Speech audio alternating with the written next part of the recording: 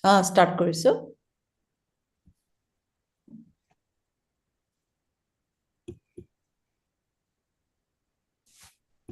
Rohan, start korne? Correct, ma'am. Start কৰিছো। Good evening, all. Good evening, all. Our season 3 classroom. Welcome you all. Last 2 seasons were very successful. We need your advice and blessings for our forthcoming classes. Now to start our classroom without delay. As our president NEBAOI is little busy, he's in a meeting, so I request Dr. B.N. Sharma sir, who is our president-elect, to give welcome address to all with the introduction of our expert, Dr. Manikandan Srinivasan from JIPMER. Sharma sir.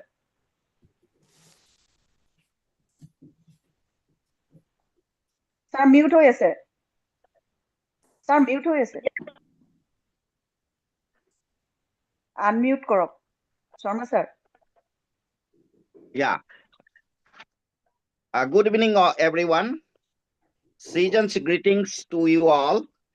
It's a special privilege and honor for me to welcome you all to this new season of NEBAOI Classroom.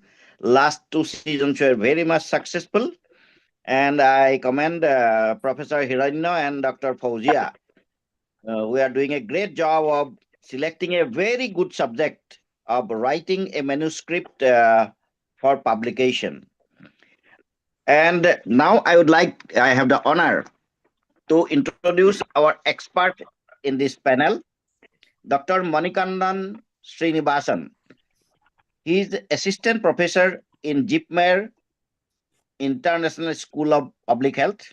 He has attained MD in community medicine from JIPMER in 2017, and he trained under Prerana scheme in the CMC Vellore. He worked as a scientist D in ICMR. He also worked in the very important subject of evidence-based antibiotic guidance in India. And he has got publications of about 35 papers in PubMed. We are really happy to have a scholar and scientist amongst us. Welcome, Dr. Srinivasan, for our NEBAOI classroom. Thank you so much, sir. Thank you for the warm welcome. Thank you. It is a great pleasure to meet all of you in this forum. I thank the organizers, NEBA, organizers, for inviting me for this third classroom. I look forward for the presentation and giving my comments at the end. Thank you. Thank you, Sharma sir. Now I request our NEBAOI secretary, Dr. Anjan Bhuiya, to introduce our faculty, Dr. Prabodh Bora. Dr. Anjan. Good evening, everyone. Yeah, am I audible? Yes. Yes, yes. Okay, thank you. So, it's our privilege to welcome Dr. Prabodh Bora, a distinguished academician and a researcher, presently serving as a Director of Research Veterinary at Assam Agriculture University, Khanapara, Guwahati. Dr. Bora has over 38 years of professional experience, including 17 years as professor and 11 years as founder, professor, and head of the Department of Animal Biotechnology at Assam Agriculture University. He holds a BSc in Veterinary Science and MSc and PhD from Assam Agriculture University and has completed the postdoctoral fellowship at University of California. He has an outstanding academic record with 189 research publications, several books and book chapters, and has delivered over 230 invited lectures in India and abroad. He has successfully led multiple externally funded research and infrastructure projects, notably serving as the project coordinator of the DBT-funded Advanced Level State Biotech Hub of Assam. So Dr. Bora has been associated with national bodies such as DBT, DST, ICAR, and ICMR, and has served on Ethics Committee, Research Councils, and Faculty Selection Committee of leading institutions. His contributions has been recognized through prestigious honors, including Best Research Award from Assam Agriculture University and Fellowship of National Professional Academics. Currently, he also serves as a visiting faculty for the Dr. NB program at Guwahati Neurological Research Center. We are honored to have Dr. Prabodh Bora with us today, and I welcome him for his presentation. Thanks for giving us time. We welcome you all, sir. Please deliver your lecture. Now I thank you, Dr. Anjan. Now I request Professor Hiranya Bora, Madam, Chairman, Scientific Committee, to introduce our moderators. Good evening, everyone. As NEBAOI Scientific Committee Chairman, I welcome all the resource persons, my seniors, and participants to today's webinar on Basic on Writing a Scientific Manuscripts for Publication. It gives me immense pleasure to welcome and to introduce our moderators, Professor Rupanjita Sangma and Dr. Hanifa Akhtar. Professor Rupanjita Sangma is working as Professor and HOD, Department of ENT, Nagaon Medical College. She has contributed as editor NEBAOI Journal since 2018 to 2024, a long 6 years. She has many publications in international and national journals. She has been appointed as faculty in national and regional conferences. Dr. Hanifa Akhtar, presently working as Associate Professor, Department of ENT, All India Institute of Medical Science, Guwahati. She has many publications in national and regional journals. She served as Senior Resident and Assistant Professor in Negrim, Shillong. Now, I invite today's speaker, Dr. Prabodh Bora, to kindly take over the session and deliver your speech. Please, Dr. Bora. Good evening, everyone, and thank you, Dr. Bhuya, for introducing me to the audience. I also thank the organizers, particularly Dr. Hiranya Bora, the chairman of the scientific committee of the association, for inviting me to participate in this program. I am also thankful to the office bearers of the association and all the honorable members present here in this particular session. It is my pleasure to present before you a brief outline regarding the basics of writing a research paper, particularly focusing on research paper publication in biomedical sciences. So let me first share my presentation to you.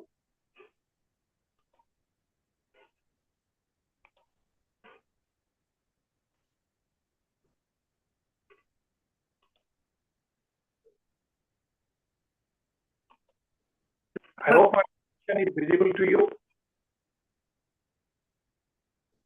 It is visible, sir. Okay, fine.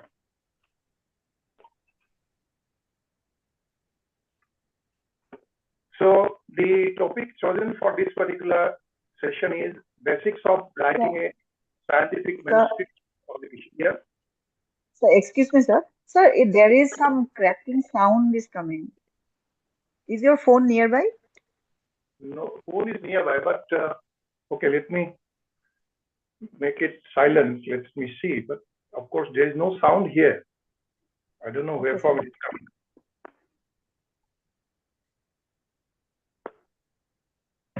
Sir, you can continue. It's okay now? Is it still going on? Yes, sir, it is not. Okay, sir. No, it's okay. Okay, fine. So the topic is basics of writing a scientific manuscript for publication. Let me start with a statement quoted from the book How to Write a Law, a Practical Guide to Productive Academic Writing by Paul Sylvia. I quote, "It's easier to embalm the dead than to write an article about it," unquote. So as we know that to do something, what we are habitually doing, or maybe by practice we have learned doing something, it is very easy to carry out the particular work. But when we have to note down the entire process in writing and publish it, it becomes difficult.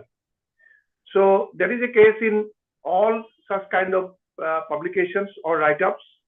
It is not only associated with the scientific writing, but also any kind of write-up when you prepare.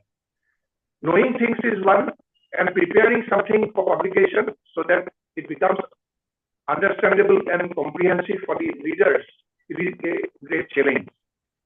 So always it is better to keep a target for writing. We must have to set a deadline, and somehow we should start writing. Many times we see that it's very difficult to start writing, but once we start with, then the flow will come automatically and you can finish in time. So the starting process is the most difficult part, unless you have a rigid writing schedule or a deadline for you. And most of the people would like to start writing by beginning either in the very morning, early morning, after you get up, because that time we remain fresh and our brain is also remaining fresh. But of course, that depends upon the person concerned. So variability may be there in choosing the appropriate time for starting writing. Now, in case of writing a research article, the best approach is to first start with making an outline. Without going into writing chapter-wise or section-wise, as it will appear in the publication, it is better to gather the information as required for writing the different sections of the paper and making a broad outline at the beginning. So, Actually, yes. Outline will form a structure for your paper, and it will help generate ideas and formulate hypotheses. So, the outline should include the following points. Number one, we should write out on a paper and decide about the topic. So topic may be chosen according to the particular work that you have conducted, because writing will start only after completion of the particular work. So you know whatever you have done, what is the aim of your paper, and what you are going to showcase through your publication. So the topic should reflect the overall aim and objective of the paper and what we are going to showcase through the publication. So that should be reflected well. So it should be concise and not very long. And we should not use very complex sentences, and try to make it shorter and comprehensive. Second is, why is this topic important? The significance or importance of the topic can be highlighted only when we know the background information of the particular area of research. So as we all know, before starting a research, we must have to find out the gaps in understanding on a particular subject or an area of research. So unless we do a very extensive review and study the publications already different authors have published in different journals on the particular topic, we will not be able to understand what is the gap in research, what are the unanswered questions. And if we can successfully identify the gap in understanding in the particular subject, then we can very well design the experiment and also decide about the particular objectives with which we'll be starting the research. I think as you have already completed the research before writing, you know what is the gap in research, and you also know what were the objectives, and therefore writing the importance or significance of your area of work is not very difficult for you. Then in the background of your write-up, in the introduction section, it is always better to also highlight the hypothesis on which you have conducted the research. I think I did not highlight what is a hypothesis, but let me tell you briefly that a hypothesis is the core of the research work, or it is the particular, so to say, question based on which you design the particular experiment or research. So a hypothesis can be developed based on our understanding of the particular subject through review, and also by observing or doing observations in population, or in case of health research on patients, or retrospectively on the data that is available from the hospital. So certain observations may be arrived there, and based on those observations, we can formulate the hypothesis. I'll not go into detail about that, but let me give an example so that it becomes more clear. Say, for example, in a particular community, if you see that a particular disease is highly prevalent compared to other communities around them, or maybe in the same location or geographical area, then you may always think that there will be some association of certain factors with the higher incidence or prevalence of the disease in that particular ethnic group or population. So through your observation, you might have found out some peculiarity in the lifestyle of that particular community or population, or maybe in the food habit, or maybe in the social behavior and the community behavior, and that may be correlated with the higher incidence or prevalence of the disease in the population. So that can be the hypothesis. That is, based on your observation, you can expect that X or Y behavior, food habit, or social, so to say, issue may be related to the higher prevalence of the disease. So that is the hypothesis. Now, objectives are to be formulated in such a way so that we can either prove or disprove the hypothesis. That means finally we can establish whether that particular factor is really the predisposing factor for occurrence of that particular malady or disease in the population. Then the next point in the outline should be to be included is the results which can be generated through the particular research work. So they must have to be classified and categorized well so that you can make some visuals out of it. So raw data will not be sufficient. So based on the raw data, maybe mean tables of different parameters can be found out. Their statistical analysis can be done based on the particular mean data. You can have some figures like graphical presentations, or maybe you can develop some equations or formulation based on statistical or mathematical modeling of the results. So these are the visuals or illustrations that are to be prepared well by, if necessary, taking help of statistical calculations, mathematical models, and graphical presentations. If necessary, we may take the help of the online and offline tools, which can also give you the proper idea how to produce these visuals. The next is, what are my salient findings? That is the most important part of the outline, because based on the output of your research, based on the results that you have classified and categorized, you can always choose the salient findings of your result.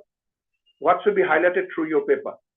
And you also should think over and write down what does the salient findings indicate? What do the salient findings indicate?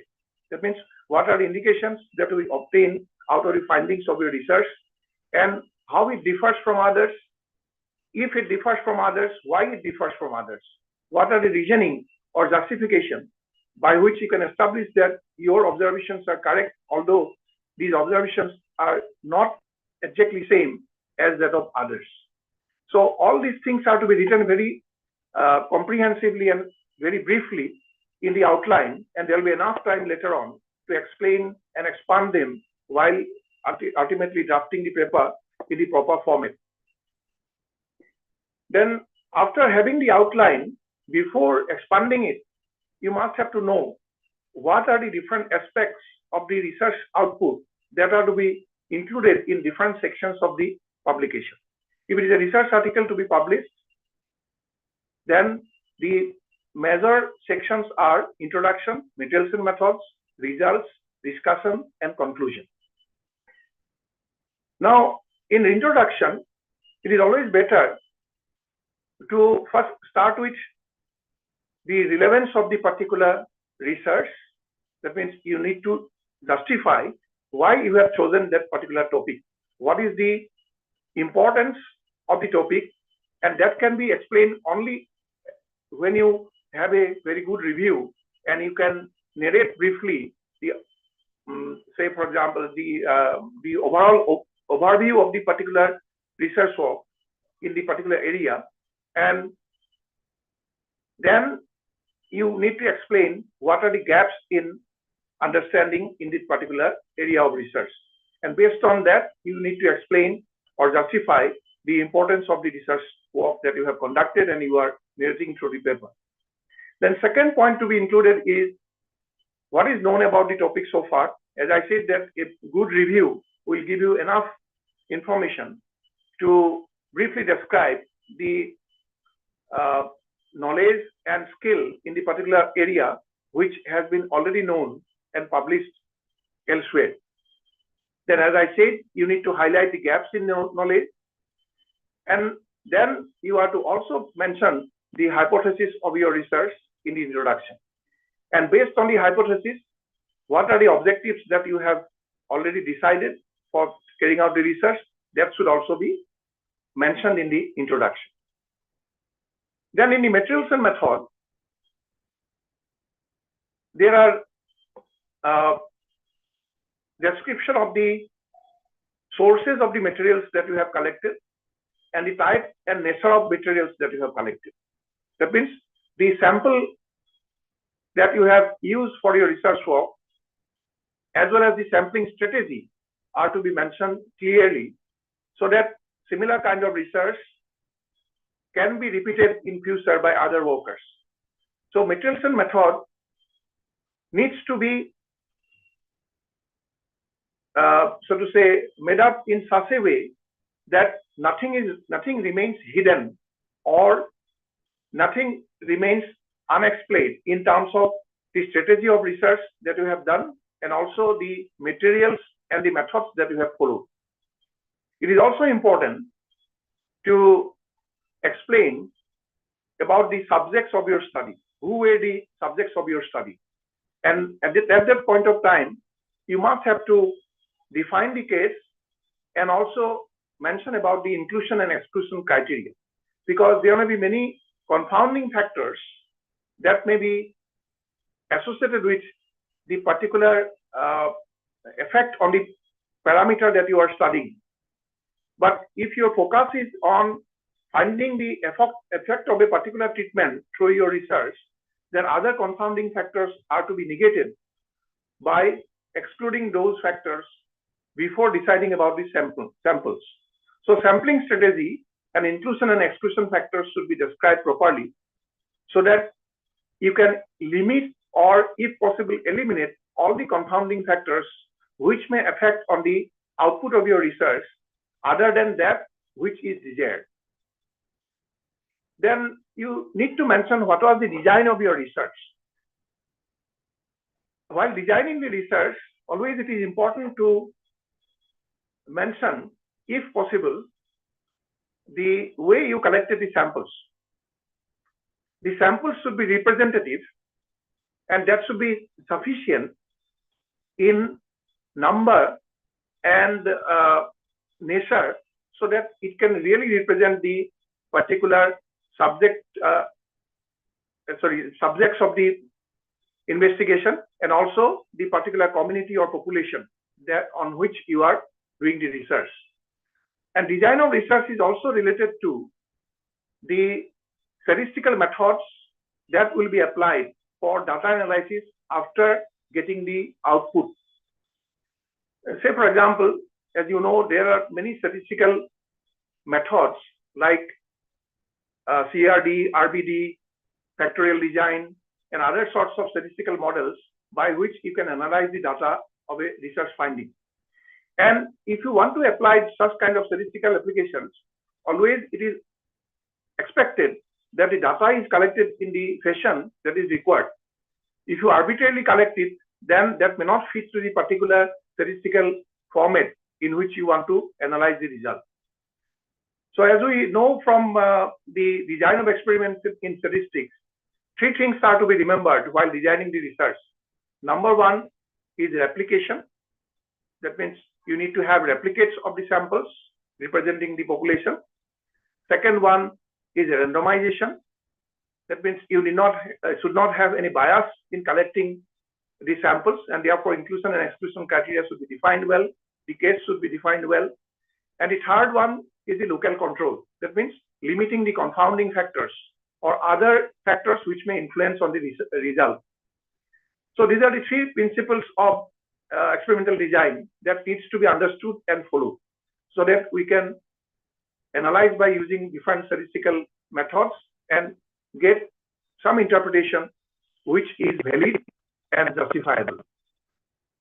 Then also you should mention in the evaluation method the procedures that you follow, including the related references. Normally, most of the people used to start writing a paper with the materialism method. And in my case also it is the same, because materialism method, if you start with while writing the paper, it becomes easier to start. Why? Because in materialism method, you need not put anything on your own. Just you are mentioning what are the materials that you have collected and what methods that you have followed. The methods that you have followed by getting the protocol or the procedure downloaded from certain papers which have been already published. That means there your contribution in materialism method is very minimum. Most of the things that we will be mentioning in the materialism method are borrowed from others. And therefore, it is easy to write the materialism method. And hence, most of the authors find it easy to start with writing materialism method first. It is also the same while writing a dissertation or thesis. So I also always advocate my students to start with materialism method, then review of literature, then results, then discussion, then at last he can write the introduction, because introduction is already known, all the parts are already known to him. Second point, it is important to remember that since you have all the notes, then probably it will not be problematic for you to describe the experimental design and procedures in the materialism method. But while writing materialism method, as I already mentioned, the methods should be as explicit as possible. And as we say, that there is no any scope of using etc. in describing the samples or methods in materialism method. All details up to the last content should be described. Say, for example, I cannot say that for this particular experiment, we collected different types of samples like, say, saliva, pus, blood, etc. So that is not acceptable. Up to the last type of sample, nature of sample, you need to describe. Similarly, all procedures are to be described in such a way that can be repeated by some other workers. It should be reproducible. Say, for example, if I write about a certification process which was used as a part of the protocol for a particular method, if I write bacteria were pelleted by centrifugation, it is not a complete description. I should have written bacteria were pelleted by centrifugation at 3000 G for 15 minutes at 25 degrees Celsius. That means because centrifugation is dependent upon the RPM, revolution per minute, as well as the time, as well as temperature. So this should be specified so that it can be reproducible. So if your method that you have adopted has been already published and well known, you need not have to worry much. Only thing is that you have to cite the reference well. In the proper format, you have to cite the literature.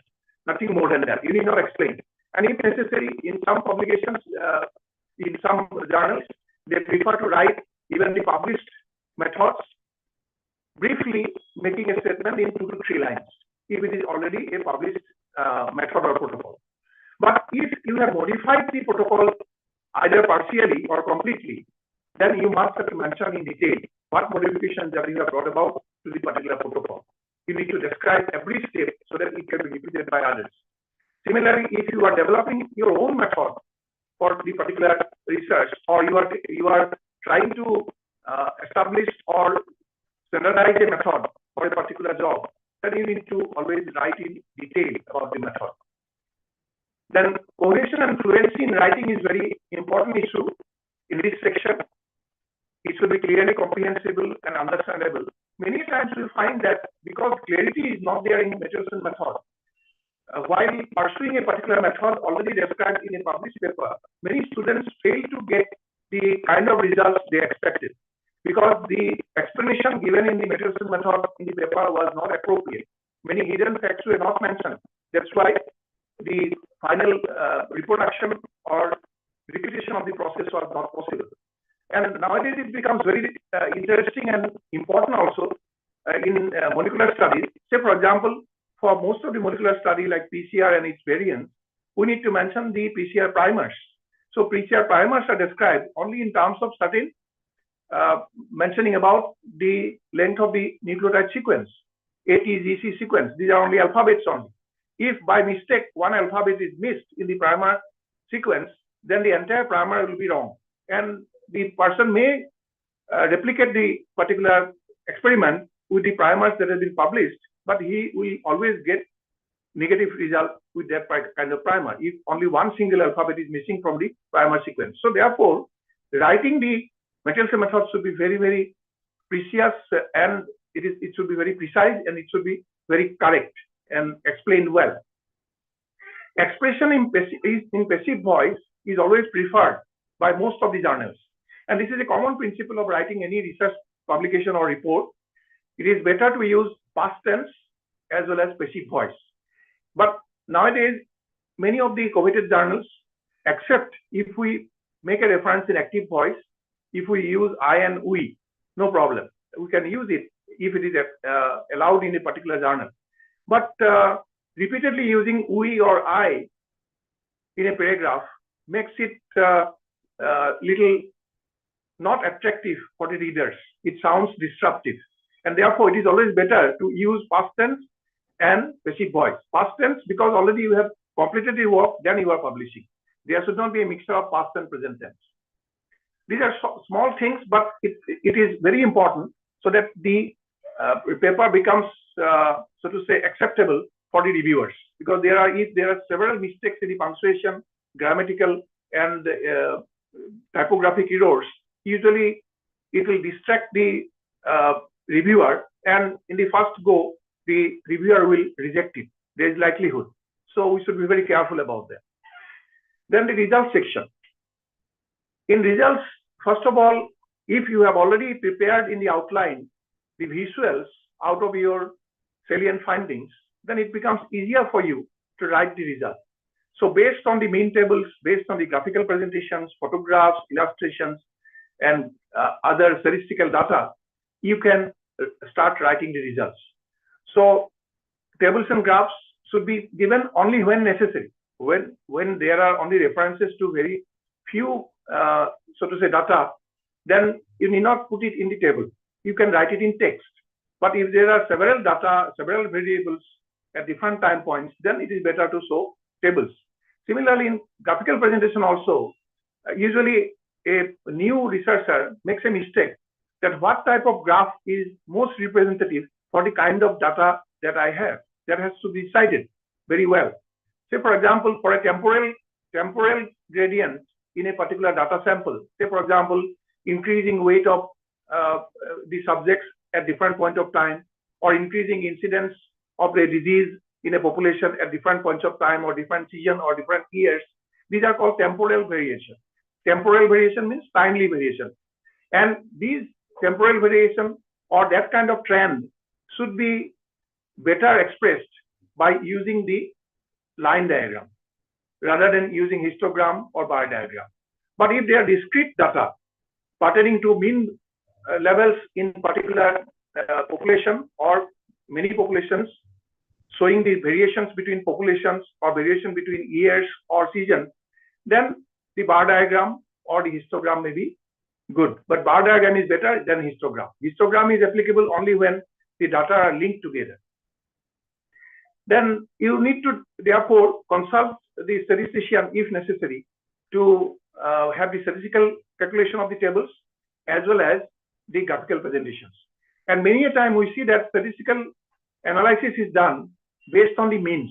It is always appropriate to go back to the raw data before discussing with the statistician, and the statistical analysis based on the raw data, categorized and classified, should be better representative of the data. So rather than making it from mean table only. Then describe the salient findings in text too. So this is very important. Many a times we see that a writer used to provide a very good table or graphical presentation, but no point which is evident from the table or the graph are described in text. This is not appropriate. So the salient points that is depicted by the tables or graphs should also find a place in the text, in the writing in result section. So we must have to stress them by writing in text. Again, you should not think that it has been already included in tables, so why should I write it again? It should be explained in text. Then also you should include the supporting results. In some of the journals, they may also allow you to include supporting results in the result section itself by allowing you to include as many tables as you can in the particular presentation. Some of these journals may allow it, but otherwise, in most of the journals nowadays, they do not like to extend one single publication for several pages.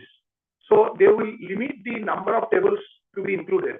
And therefore, in that case, other supporting data, which are related to the significant findings, but not exactly reflected in the text in result, may be provided as a supporting table. And that should come as a supplementary table and graph. So many of the open access journals, which are not print journals, they are mostly online journals, they normally allow incorporating supplementary tables and graphs additionally in the journal publication. So writing research section, result section should get top priority in terms of your attention, because anybody who is interested to read your paper will be interested to know your results only. So invariably, therefore, the reviewers also are likely to read the result section in detail, even word by word, sentence by sentence, and they will try to find out what are the key findings of your result and whether the findings have been in accordance to the known facts already published, or there are some deviations, or there are some new results coming up, novelties are there, and how they are being explained in the discussion section later. So results should be organized into different segments or subsections if necessary. Rather than writing as a very long narration in text, it is always better to use headings and subheadings. So according to the parameters that you have studied, it is always better to make different subheads within the result section so that it becomes more comprehensible and easily readable by the readers.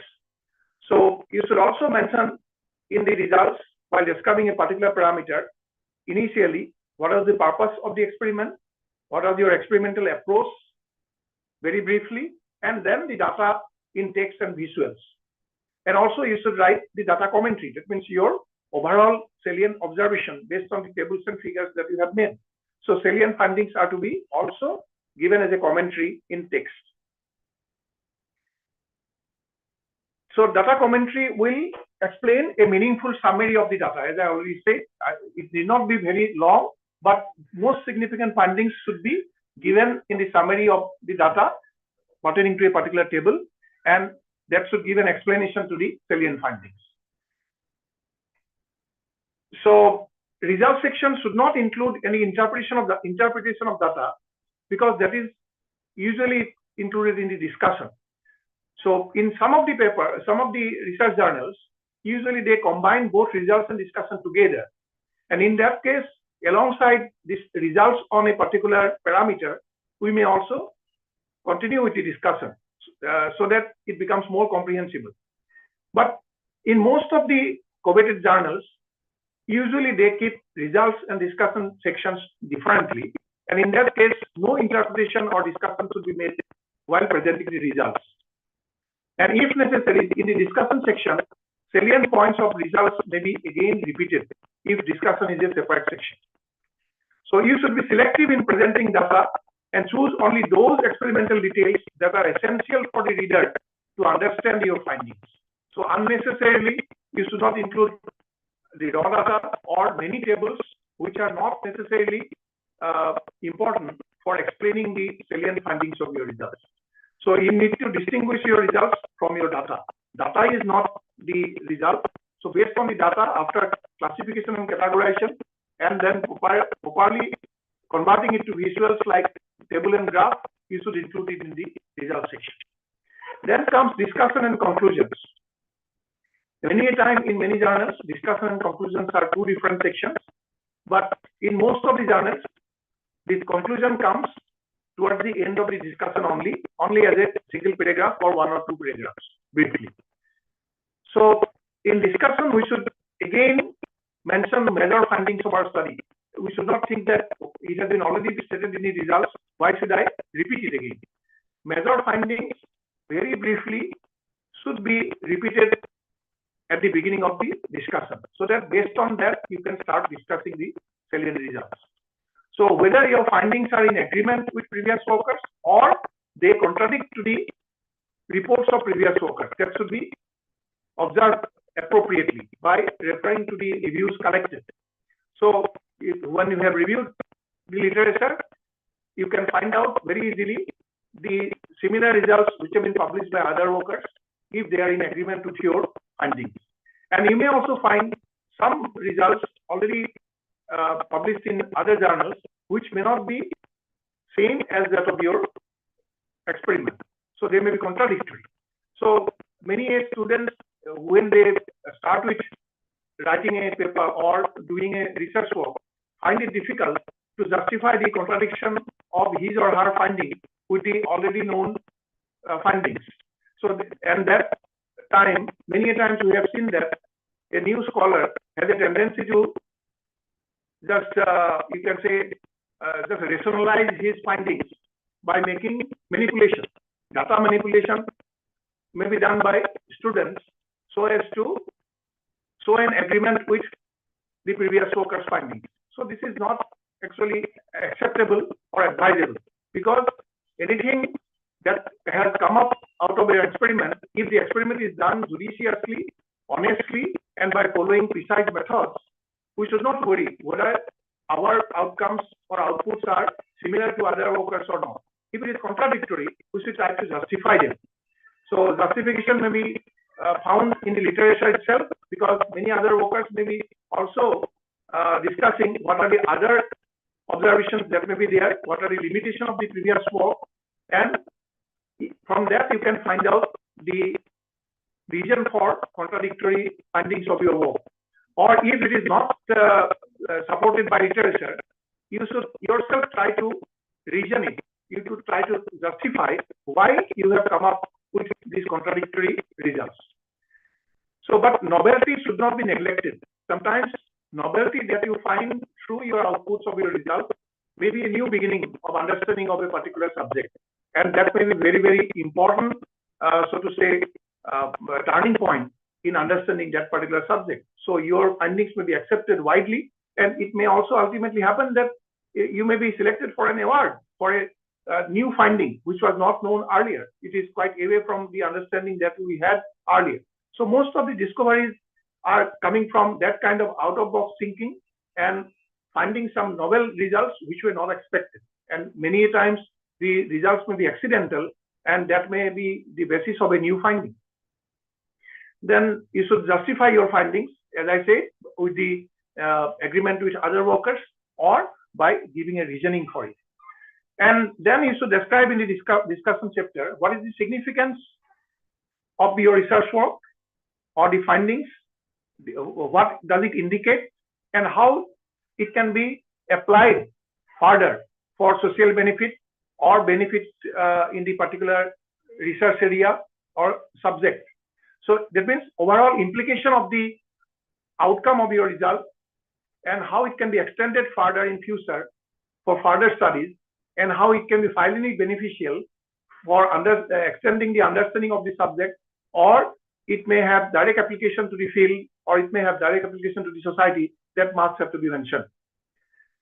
So that will depend upon the type of research that you are conducting. When you are conducting applied research like health research, I think it is always implied in the actual uses. Either the results may be beneficial for the future workers, to upgrade the knowledge and understanding in the particular subject, or maybe a new process or method may be developed, which may be applicable for research and for diagnosis, or if it is a treatment method, then it will be applicable to the society, or if it is a product, then it can have commercial value. All these things are to be described in detail.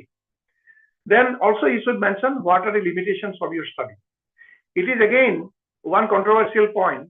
Most of the newcomers in this field think that if I mention my limitation of your study, that will be counted as weaknesses of my research, and therefore my paper may not be accepted. It is not so. Rather, if you understand your limitations in terms of the approach, strategy of sampling, or maybe the methods that you have followed, then if you mention it in the paper, then the reviewer will understand that you know what are the limitations of your study, and you have already that means conducted the work by limiting the effect of those limitations on the study. So if you do not mention that, then they will always say that these methods are obsolete methods or old methods. They have been already replaced by some newer methods which are more appropriate and more accurate. Why did you need to follow that?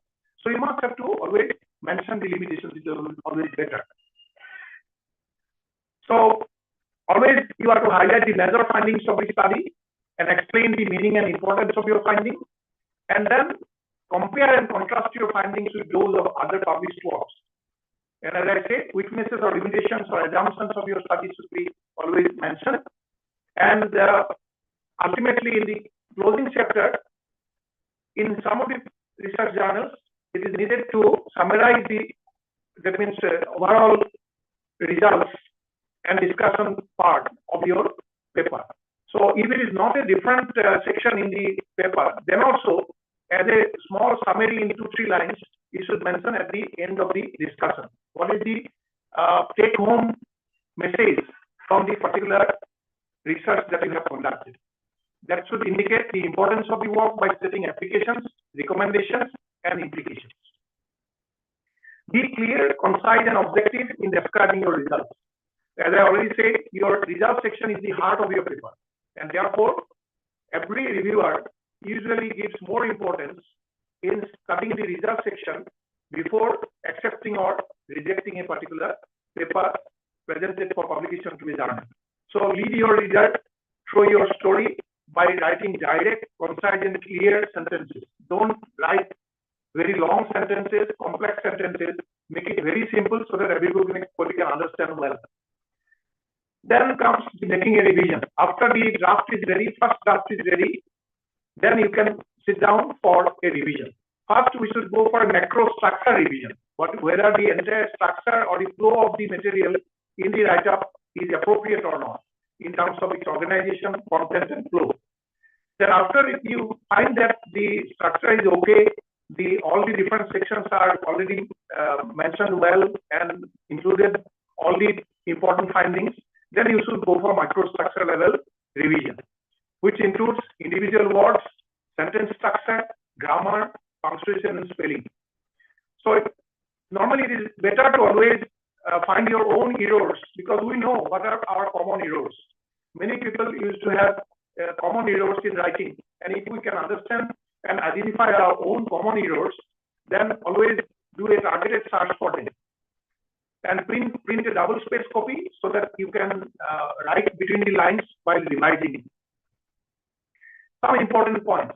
First one is, no sentence should be started with a figure or an abbreviation. If it is to be written with an abbreviation or a figure, it should not be in numericals, but it should be in words. So 22 samples were taken. So 22 you can write in words, not as figure or numerical. So similarly, if you start with an abbreviation, it should be written in full.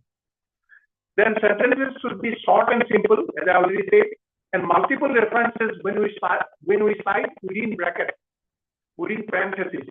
Then all the references should be arranged chronologically in the chronological order of year of publication, not in alphabetical order. This is a common mistake done by most of the authors.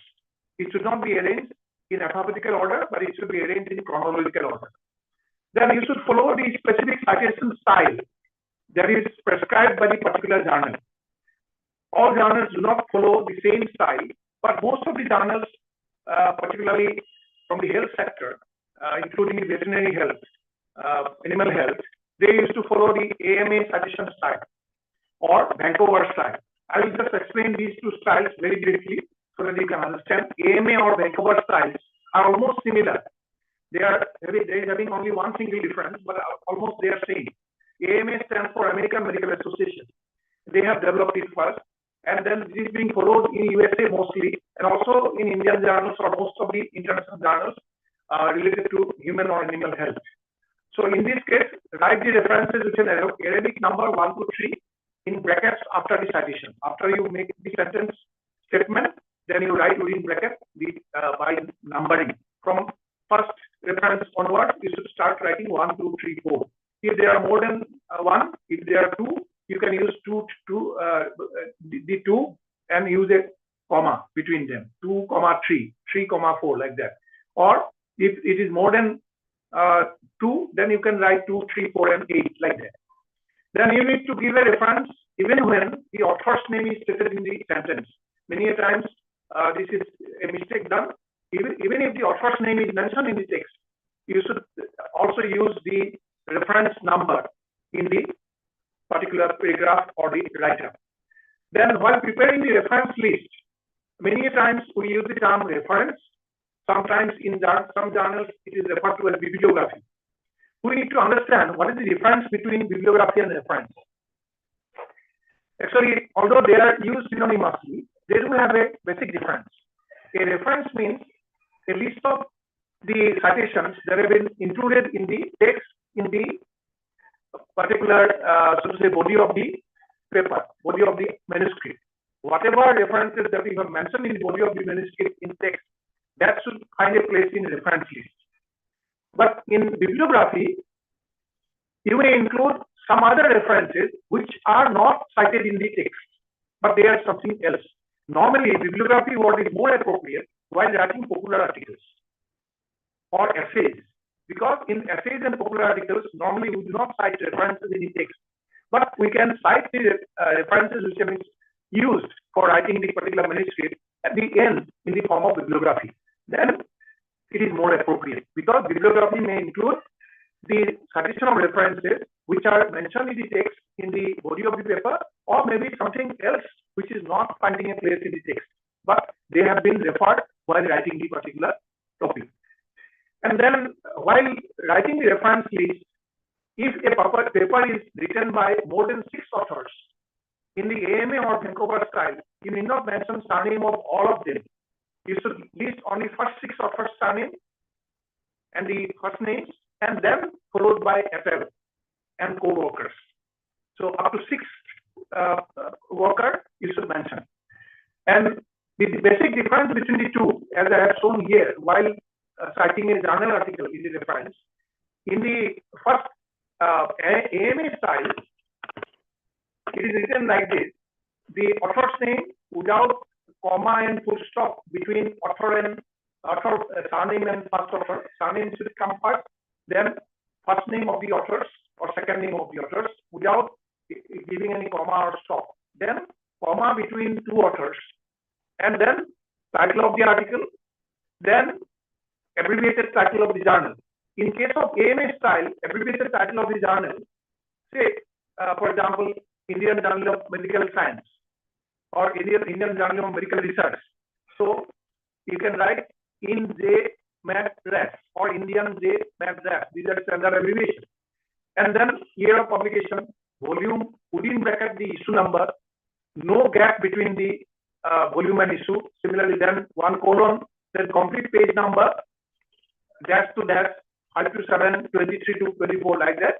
Then if there is a GOI, that means if it is an open access journal in online mode, then you should mention GOI. If it is only a printed journal, then you need not mention GOI. There is no question of GOI. But in the AMA style, the journal name should be given in the italics letters. It should be in italics. But Vancouver style is almost same, but here the journal name is not given in italics, but it is even written in abbreviated form without italicizing it. So that is the only difference. Otherwise, it is almost same. Then there are many other styles which are followed in different journals. Say APA style is one, that is American Psychological Association style. It is normally being followed in social sciences or humanities, in art subjects, not in medical science or other science subjects. Then Chicago style is another, Harvard style is another. But I should mention that although APA style is mostly followed in humanities journals internationally, globally, but in most of the Indian journals, even with health research, we used to see that APA format is normally followed. So like this, if there is one author, Goswami 2012, Rahman et al. 2017, Borayan Das 2014, like that, and the reference is to find a place in the text like this.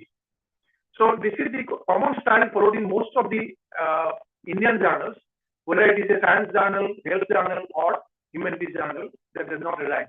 But clearly stating that AMA style or Vancouver style is more popular internationally in most of the health journals, both in human health and animal health. Then comes plagiarism checking. So nowadays, it is very important to go for plagiarism check of our manuscript. If it is not checked, if there are certain borrowed text without giving proper mention in the reference section or without citing the references, then it is likely that in that context, the reviewers may reject the paper or the editor may reject the paper while they will be finding the plagiarism in the literature. So there are many online and offline tools available. Most of them are, of course, proprietary in nature. You need to purchase them by paying a lot of money. So most of the very good plagiarism softwares like Turnitin or Authenticate are the proprietary softwares, and you need to pay several lakhs of rupees to purchase them. So it is always appropriate to purchase them at the organization level, and it should be made available through the library to the students and the faculty. That is the best way. So in our university, we have already have the license of software for Turnitin for I think 2,000 users, and that is being used, but it is very costly. But if you want to have a check prior to submission without having checked by the proper plagiarism software, you can also use some downloadable or online freely accessible software like Dupli Checker. I find Dupli Checker is very good in detecting the plagiarism. It is almost equivalent, around 90% equivalent to the Turnitin or some type of proprietary software. But only limitation is that it can check only 1,000 word text at a time. So your manuscript has to be uploaded several times, part by part, so that to check. That is the only labor that you should do. But that is a good software. That is available free of cost. Dupli Checker. This is the URL or the link www.duplichecker.com. Similarly, Grammarly is another online tool. Grammarly.com. This is also having another advantage. It does not only check the plagiarism, but also it checks the grammatical error and sentence framing error. It will indicate where there are grammatical errors, spelling errors, as well as the sentence framing errors. And it will give you some suggestions to improve your text. So it is always advisable for a person who is not having the proprietary software for plagiarism detection or grammar detection. Always go for downloading Grammarly, or you can contribute or subscribe to it. The subscription fee is also only around 1,000 rupees per user per month. So if you pay around 10 to 12,000 rupees per year, that is sufficient to get Grammarly downloaded to your laptop. So, but it is only for one user.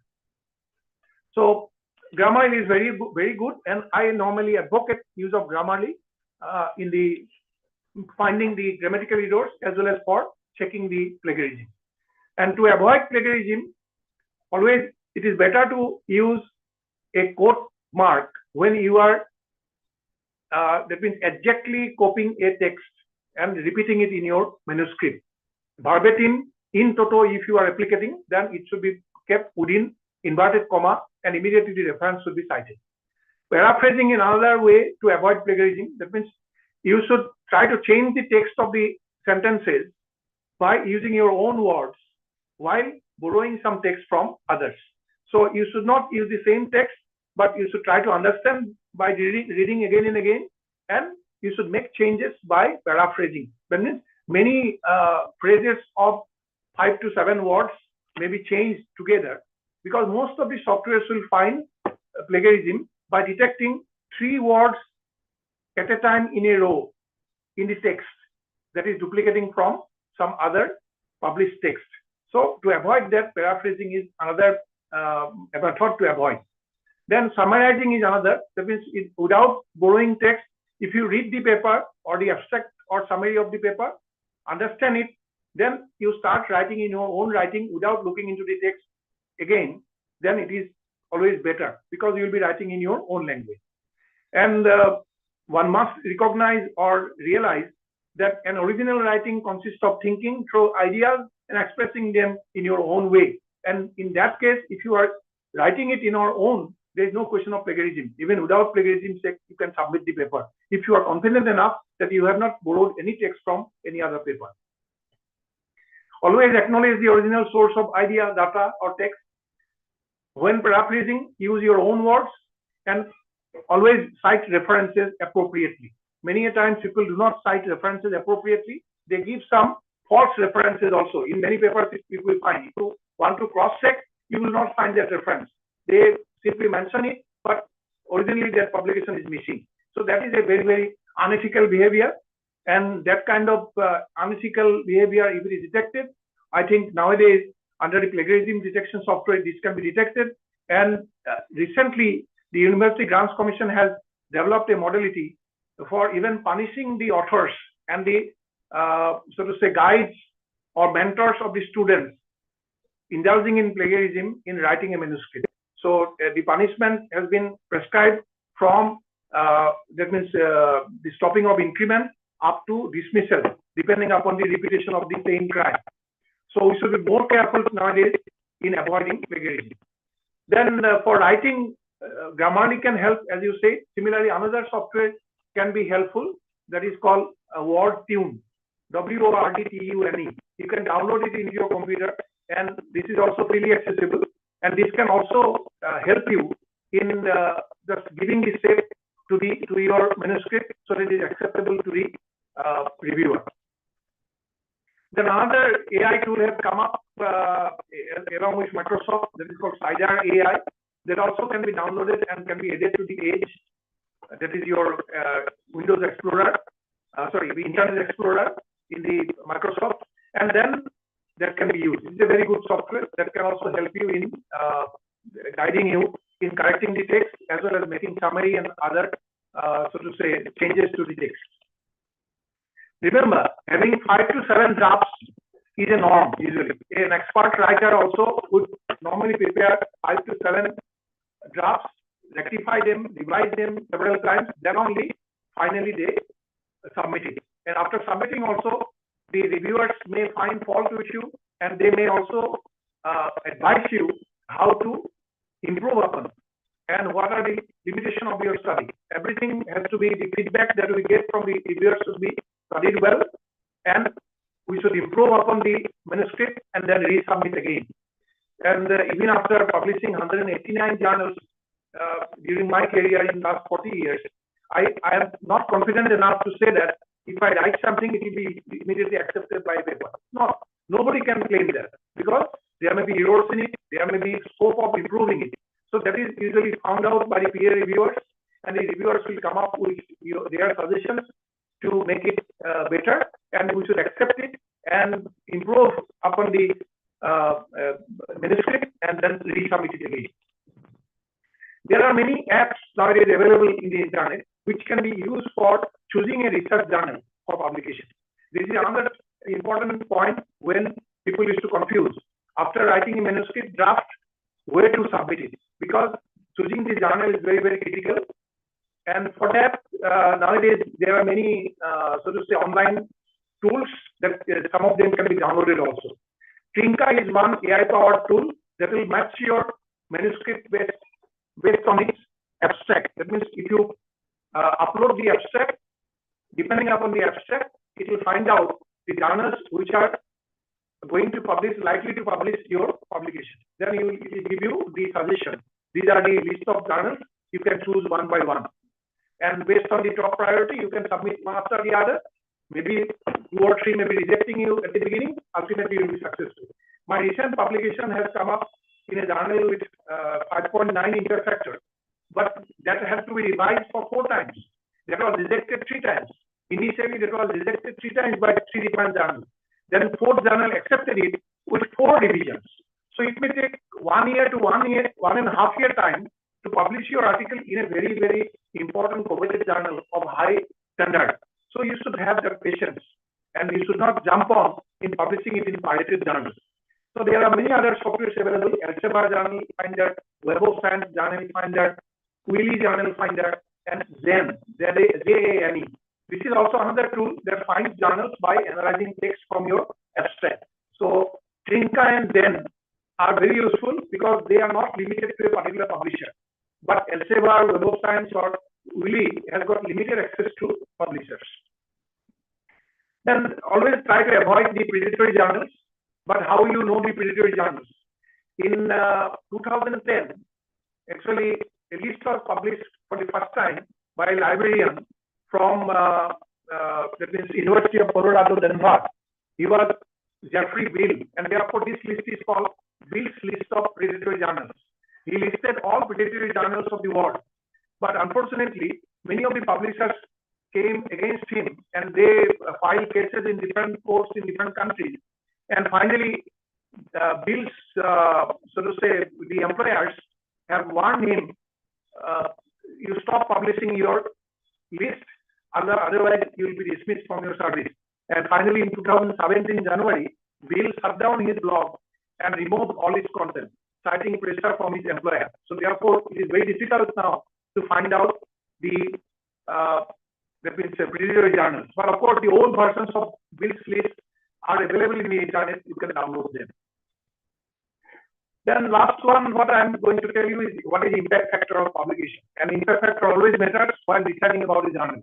More the impact factor, more value will be your publication, and likely that you will be having more citations in less period of time.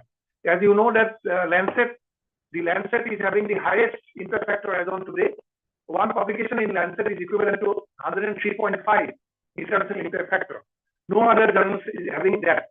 So in Indian journals, the impact factor is very low, and we have many publications in India which are not having international impact factor even.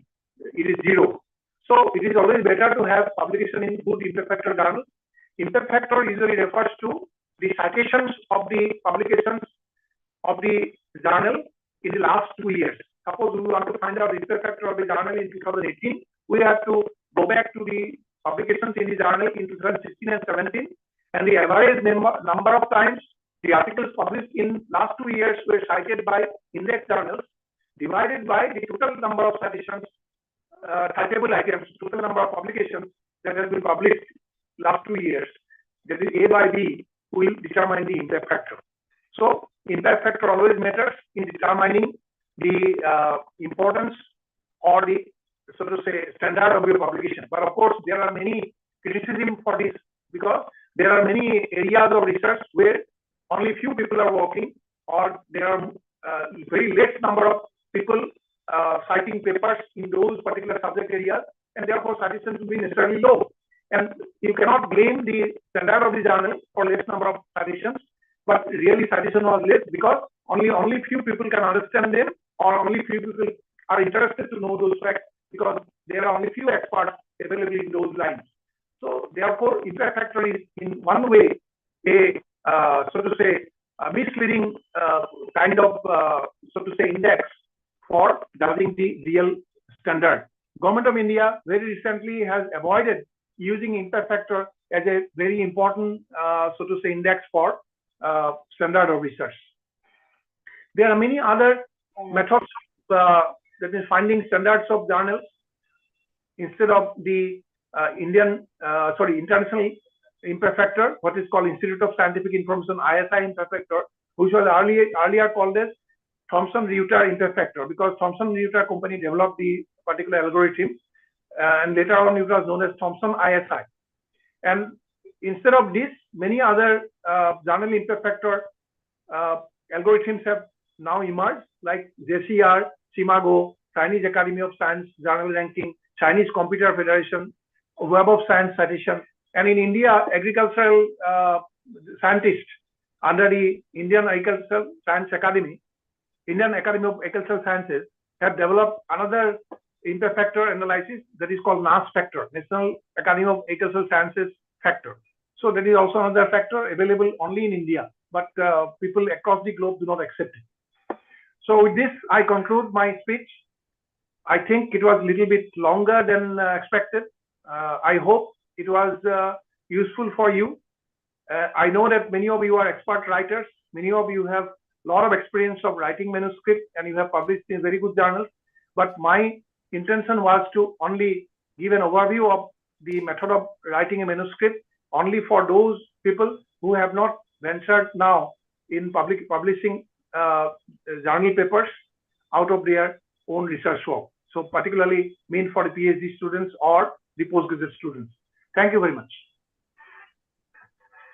Thank you very much, sir, for your beautiful presentation. We request our expert, Dr. Manikandan Srinivasan, sir, to please share your views and comments. Manikandan, sir, please. Thank you, ma'am. Dr. Bora, sir, it was an excellent, extensive, exhaustive inputs that you have given us. Like it was very enlightening explanation or the way how to go about that you have shared with us, and it shows the richness of your wisdom in the field. Thank you, sir, for such an excellent presentation. In extension to what sir has suggested, like I would like to add few points to mainly the PhD scholars or MD students. Like so sir had asked us to formulate this IMRAD format, that is introduction, methods, results, and then discussion. So whenever we write this intro, methods, results, or discussion, it is good to start with bullet points like how we do it in PPT. For example, if our research title is antibiotic use in chronic sinusitis, then the bullet points in the introduction can include chronic sinusitis. Under it, it can include what is a global burden, what is a local burden. And similarly, next bullet point can be what are the various types of antibiotics that are used, what could be the indications, and then we can come to the objective as to what we are trying to study or going to give the results upon in this particular research article. So it is good to start with bullet points. Similarly, in methodology, like we can start with what is a study setting, what is a study population, and what is a study tools. So if we have this 4 or 5 headings, we can start filling the bullet points, and these bullet points can be expanded into sentences subsequently. So in one way, when we start with bullet points, it will give us a flow, like between the first point and the second point, there would be a flow, so that the flow of the paper is maintained, so that the readers would be interested to read throughout the paper. Otherwise, what happens, the first 2 sentences convey some meaning and the third and fourth sentences convey some other meaning. So there is no continuity. To maintain that, it is good to have the bullet points. Similarly, like sir said, use of Grammarly, like particularly those who feel that their English may not be up to the this thing, like whatever the journal standard, we can of course use this Grammarly. I use this Grammarly for fine-tuning the manuscript, but only after the draft is ready. But we should be careful that sometimes Grammarly, for the sake of English, it can change the sentence. We should make sure that the way how it suggests, it doesn't alter the meaning. So that measure we should carefully take without accepting in the entirety whatever Grammarly says. And also it is a good practice that once we decide upon a particular journal, we can download what is the format of the manuscript that they suggest in the journal. For example, if it is some society journal in ENT, it is good to go to the website, see the format, how they want the original article to be, and then you can use the same format to draft your manuscript. Why this is important is the moment you follow the format that is given by the journal, then the reviewer, once they start to see your paper, the editor in the desk review first, if they see that your paper is well formatted according to journal's requirement, then it gives a good impression. And also it is so important to have a cover letter that you write for the editor in a proper way, expressing what is a good point about the study, how is it going to add value to the particular journal because of this study. So when you give this, the editor gets a very good opinion about your paper, and the chance of acceptance is high. So please follow the formatting requirements that the paper is mandating, the journal is mandating. And and also, like, whenever we use any reference to cite in our paper, it is good to read the results of the paper carefully before we use it in our paper, because there is a tendency that in abstract generally people will say what is most what to say important finding of their paper, and there is a chance that they could undermine some other important findings which they would have told in the results, but in the abstract they would have told it in a very brief way. So we should not what to say get carried away by what they have told in the abstract and cite it without realizing that actually what they have told in the results. So whenever we use a paper, we cite a paper, it is important to see whether the particular article is not published in a predatory journal. Second thing, we have to read the results to understand what is the full results that they have given. So these are some other extra points that I thought we can focus upon. That is, and this is also for novice researchers, as we know the audience comprised of esteemed faculty members as well as from various institutes. But for PhD scholars, MD postgraduates, you can kindly take these suggestions. And there was a question on what is p-value. So like p-value, it basically says like sir told that there is a null hypothesis which we state that we are going to study in this particular research study. So this p-value says the chance of rejecting this particular null hypothesis, so it should be less than 5% for us to reject a particular null hypothesis, so that we can accept the alternate hypothesis that we are intending to study. So the chance that a particular association is just due to the by chance is less than 5%, then we say that the result can be acceptable, and it comes as p-value less than 0.05. And it is good to state whenever we test a hypothesis in a particular paper, it is good to state the p-value along with the whatever statistical test we are mentioning. We can briefly give what to say, if it is a t test, we can give the t statistics along with the p-value. If it is ANOVA, we can give the f statistic along with the p-value. So it is good to state all these details. Thank you. Thank you very much, sir. May I request our moderators, Dr. Rupachita Sangma, to speak a few words on this, and Okay, Dr. thank you so Hanifa. much. Yeah, thank you so much, Fazeba. And thank you, Dr. Bora and Dr. Srinivasan.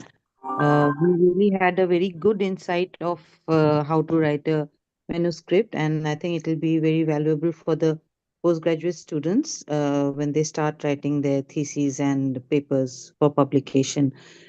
Just one thing, I would just like to add one point, that when a thesis protocol is made, so they need to give the type of study. So it is important to know that what type of study it is.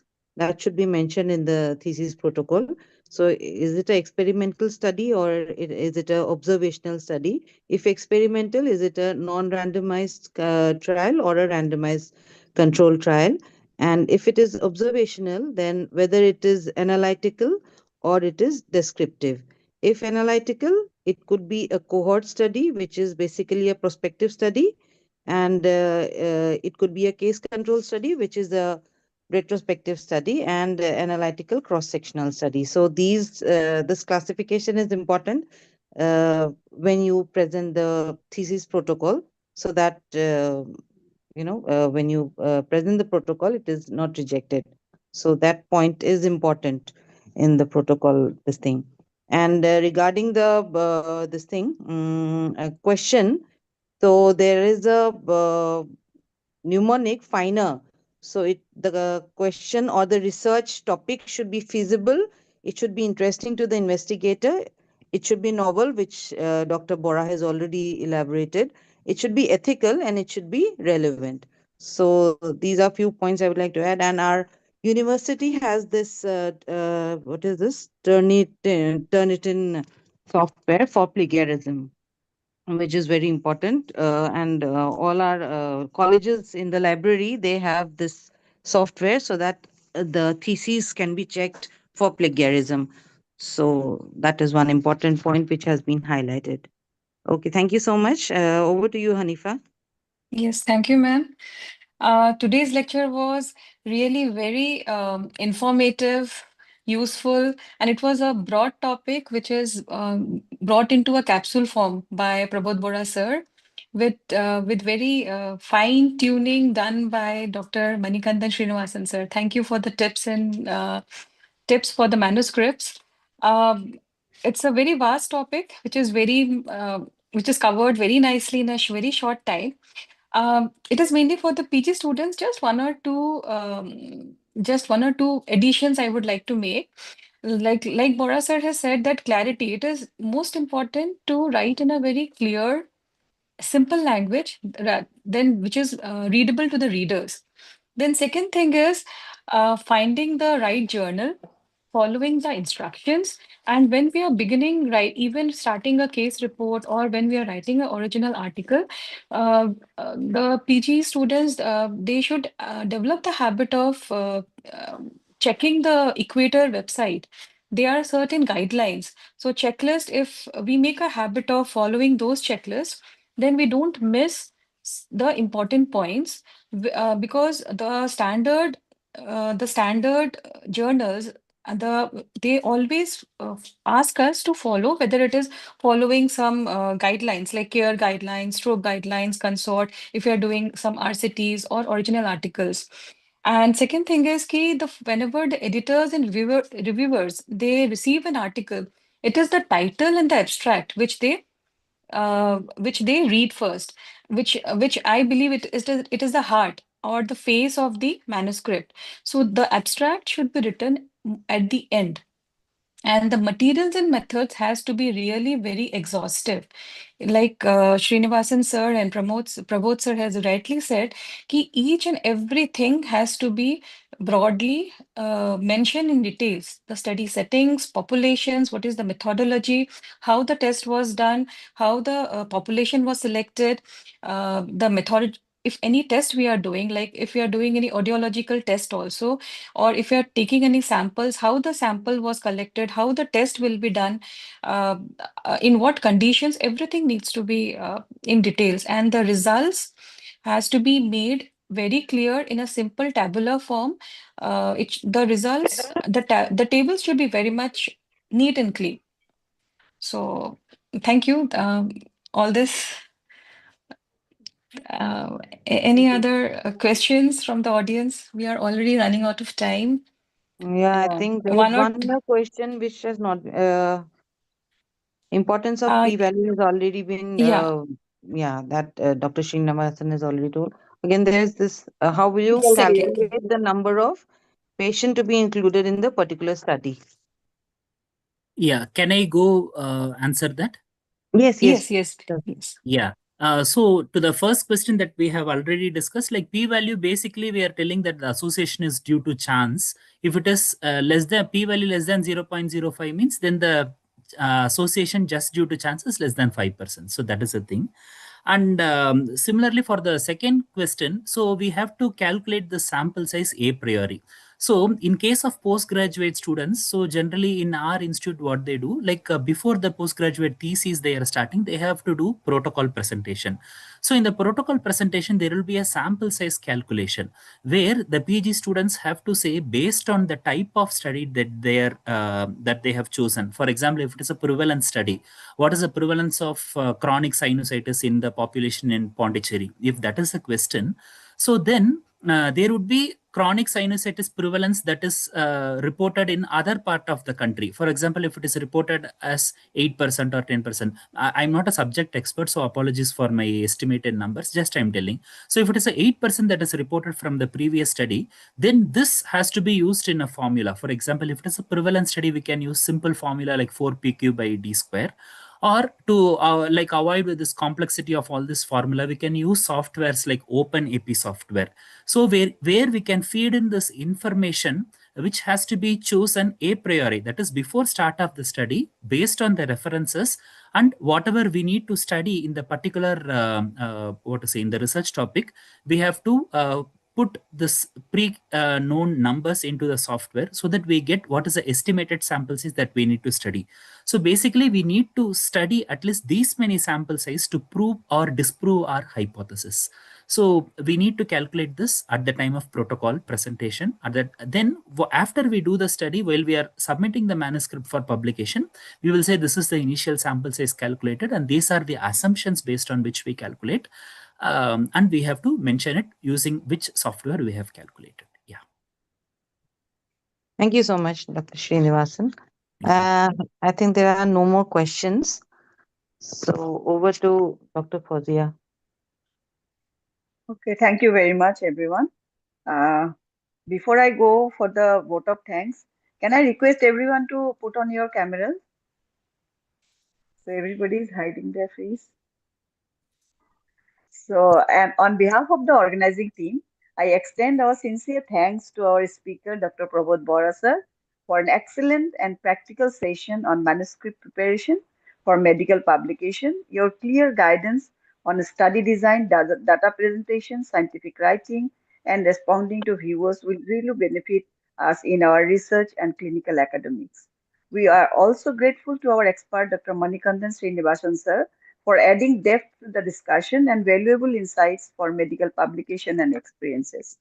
Our appreciation to the moderators, Dr. Rupanchita Sangma and Hanifa Akhtar, for their smooth running and ensuring the productive interaction and giving their comments very nicely.